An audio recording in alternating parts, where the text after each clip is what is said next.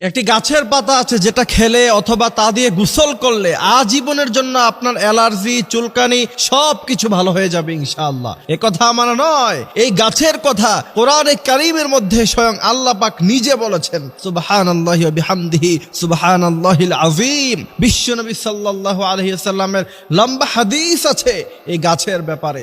এই গাছের পাতা আপনি যদি চিবিয়ে খান অথবা তা দিয়ে যদি আপনি পানির মধ্যে ফুটিয়ে তা দিয়ে যদি আপনি গোসল করেন, বিজ্ঞান বলছে যে আজীবনের জন্য আপনার অ্যালার্জি, চুলকানি সব ভালো হয়ে যাবে। বর্তমান সময়ে পানির সমস্যা, এই পানির সমস্যা থাকার কারণে আমাদের অধিকাংশ মানুষের চুলকানি আছে না নাই? মানুষের সামনে আপনি যখন কথা বলেন দেখা গেছে যে আপনার শরীরের এই জায়গা চুলকান, ওই জায়গা চুলকান, দেখতে খুব বাজে লাগে, খারাপ লাগে, জিনিসটা সুন্দর লাগে না। কিন্তু আপনি যদি এই গাছের পাতা খান অথবা তা দিয়ে গোসল করেন, আপনার আজীবনের জন্য কিন্তু অ্যালার্জি, চুলকানি ভালো হয়ে যাবে। কারণ কোরআনে কারীমে আল্লাহ সুবহানাহু ওয়া তাআলা হাযা তিবয়ানান লিকুল্লি শাই সবকিছু বর্ণনা করছে। এবং এই কোরআনে আল্লাহ পাক অনেক শেফা, ওষুধ, অনেক মেডিসিনের কথা আল্লাহ পাক কোরআনে কারীমে বর্ণনা করছেন। সেই গাছের কথা আল্লাহ পাক বলছেন ইনদা সিদরাতিল মুনতাহা ইনদাহা জান্নাতিল মাওয়া।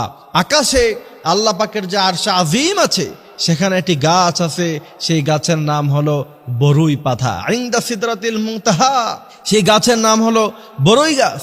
সেই বরুই গাছের কথা স্বয়ং নবী করিম সাল্লাল্লাহু আলাইহি ওয়াসাল্লাম তিনি বলছেন, এই বরুই পাতা দিয়ে মৃত মানুষ যখন মারা যাবে তখন পানির মধ্যে সেটা দিয়ে ফুটিয়ে তারপরে তোমরা মানুষকে গোসল করাবা।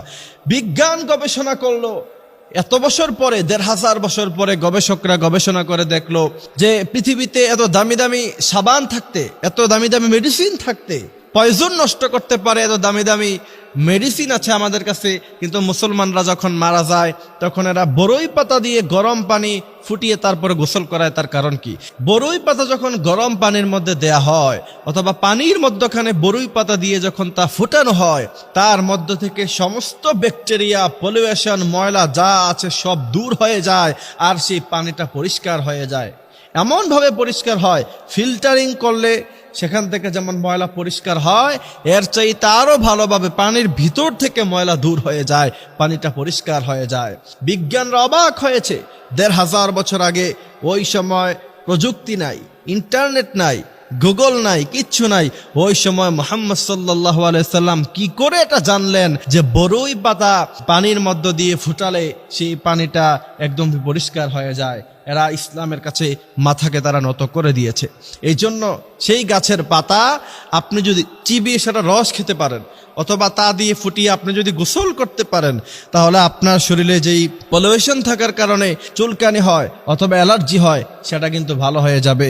এই জন্য আমার প্রিয় ভাইয়েরা, আমাদের যাদের এই সমস্যাটা প্রায় আছে, আমাদের নামাজের মধ্যেও অনেক সমস্যা হয়, সিজদা করতে গেলে অনেক সমস্যা হয়, নামাজে দাঁড়ালে অনেক কষ্ট হয়, কোরআনে কারীম তেলাওয়াত করা যায় না।